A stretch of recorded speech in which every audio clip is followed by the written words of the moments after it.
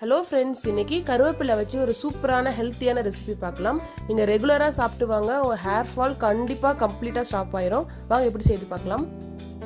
First கருவேப்பிலையை நல்லா wash பண்ணிவிட்டு நல்லா ட்ரை ஆனதும் ஒரு கடாயில் போட்டுக்கோங்க. அதை நல்லா வறுத்து எடுத்துக்கோங்க. நல்லா மொறுமொறுன்னு வந்ததும் ஒரு மிக்ஸி ஜாரில் போட்டுக்கோங்க. நெக்ஸ்ட்டு அதே மிக்ஸி ஜாரில் கொஞ்சமாக பாதாம் 2 ஏலக்காய் ஆட் பண்ணி நல்லா அரைச்சி எடுத்துக்கோங்க. நெக்ஸ்ட் அதே கடாயில் துருவின தேங்காவை ஆட் பண்ணி நல்லா வறுத்து எடுத்துக்கோங்க.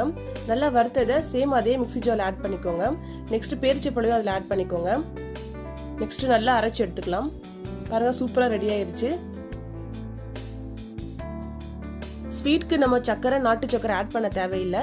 நம்ம டேட்ஸ் அதில் ஆட் பண்ணியிருக்கனால ஸ்வீட்டாக தான் இருக்கும். ஃபைனலி நல்லா நம்ம பிசைறதுக்காக கீ ஆட் பண்ணிக்கோங்க. இப்போ நல்லா நமக்கு உருண்டை பிடிக்க வரும். இது மாதிரி குட்டி குட்டி பால்ஸை ரெடி பண்ணிக்கோங்க. உங்களுக்கு பிடிச்ச ஷேப்பில் கூட நீங்கள் ரெடி பண்ணிக்கலாம். இதை நீங்கள் ரெகுலராக சாப்பிட்டு வாங்க.